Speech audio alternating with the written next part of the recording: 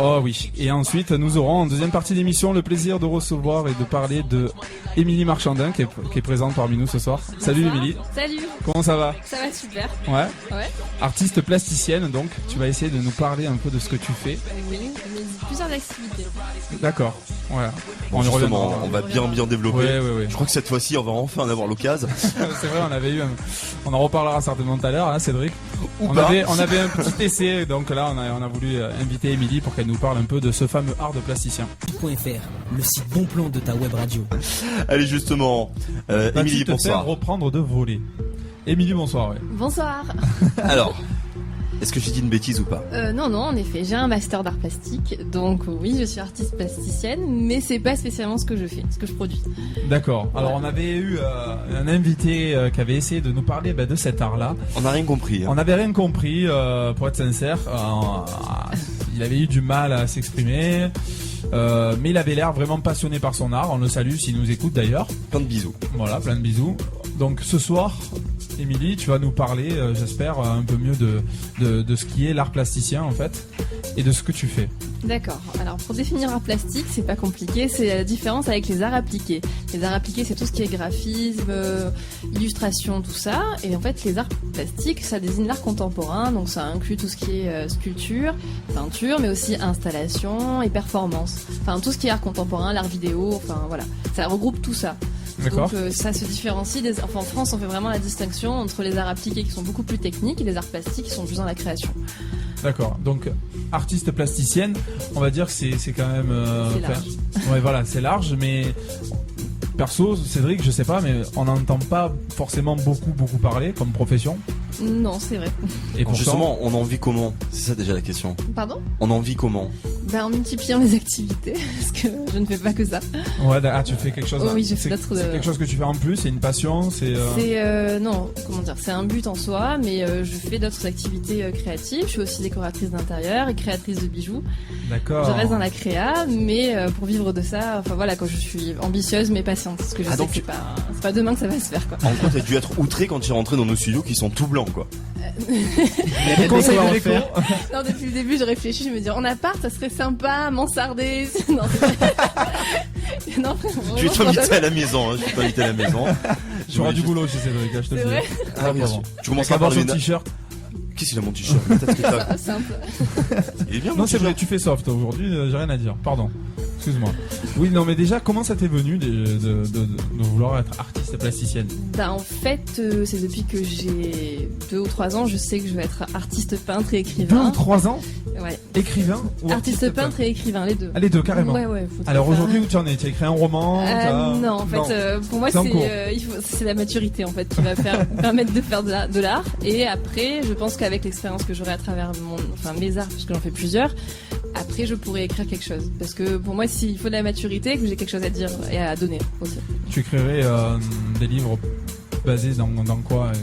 Moi, j'aime bien tout ce qui est roman, mais sur l'art, en fait, en tant qu'à faire. Sur l'art, oui, carrément. justement, rester sur ça. Pour rester sur ça. Peut-être pas sur des artistes, mais plutôt voilà sur le milieu de l'art et éventuellement sur le parcours initiatique d'un artiste, tout ce qui peut sortir de lui. Enfin, c'est quelque chose d'assez éprouvant, mais je pense que tous les artistes sont concernés par cette démarche. Forcément.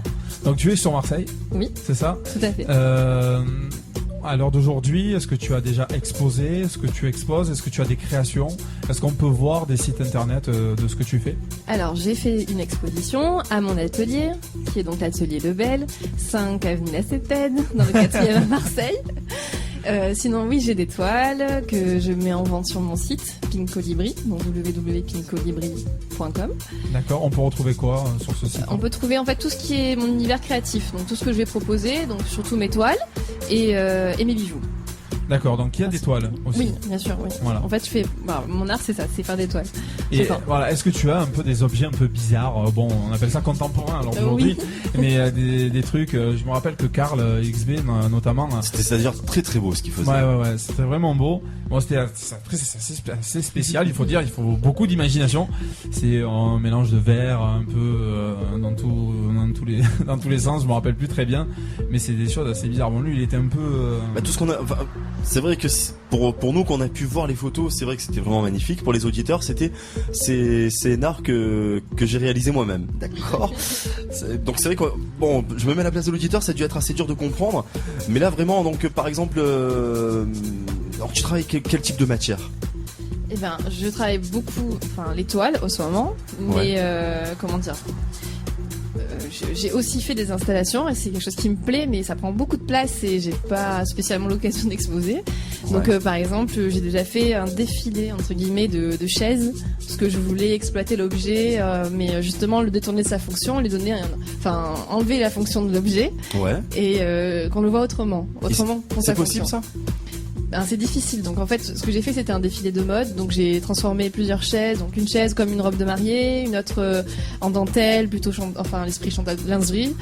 Donc j'ai fait plusieurs chaises comme ça, avec l'esprit mode. Donc comme si on oubliait la fonction de l'objet et restait dans un objet du design quand même, basique.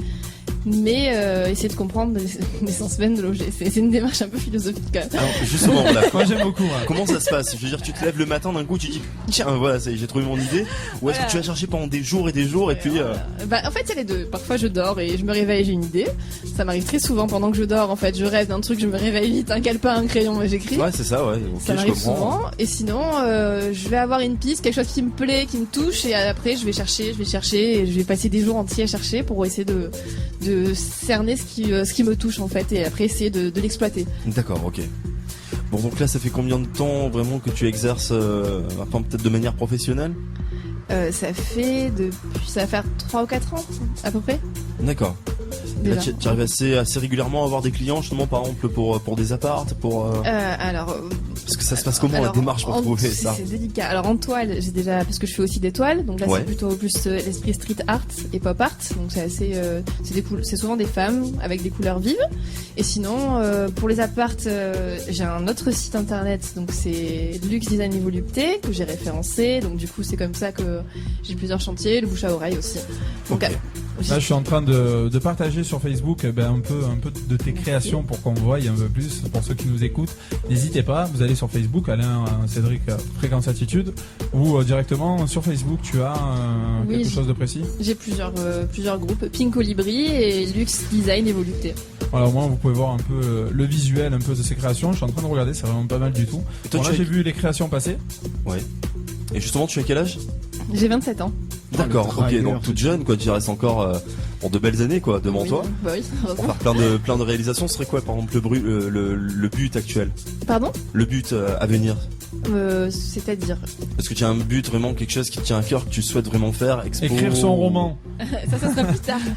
Non, ce que j'aimerais, ça serait plus produire de toiles, parce que la déco, ça me prend beaucoup de temps, et les bijoux aussi. Et ça serait faire plus d'expos, mais pas qu'à Marseille, enfin m'exporter. Ça serait vraiment un but, partir dans les capitales européennes, ça serait bien, et mondiales. Si j'aimerais avoir la curiosité, le prix de tes toiles ou de tes bijoux, parce que je vois qu'il y a de beaux bijoux pour les jeunes filles. Alors, dans mes bijoux, c'est entre 15 et 60 euros. Et pour les toiles, c'est environ 500 euros selon les toiles. C'est des grands formats. D'accord, c'est des grands formats. Ouais. Donc pour décorer tout votre pan de mur, j'ai une petite question, j'ai l'ampoule qui s'est éclairée dans la tête. Marseille, ça y arrive. Marseille-Provence 2013. Oui. Bientôt. Oui, des bientôt. contacts, des idées. Justement, j'essaie d'en créer. Donc j'essaie de voir avec la Béchakucha, les trucs comme ça, tout ce qui est la scène artistique marseillaise, j'essaie de voir. En plus ça sert à rien, on sera tous morts en 2012. C'est vrai, ça va, c'est pas grave. As-tu eu des contacts avec la chaîne marseillaise étant de Marseille pour présenter un peu ce que tu faisais? Non. Bon, je vais essayer de t'en avoir. Ouais. Comme tes projets à venir, est-ce qu'il y a une prochaine expo? Est-ce qu'on peut venir te voir sur Marseille? En septembre, je pense faire une expo avec un copain qui s'appelle Alex Maza.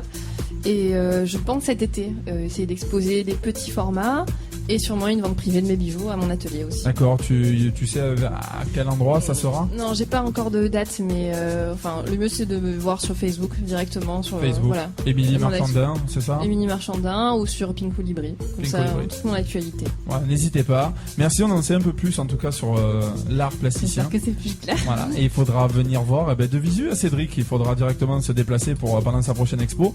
Et on te souhaite toute la bonne réussite et pour le roman à venir. Merci. Tu nous tiendras au courant. Oui. En tout cas, merci d'être venu avec nous ce soir.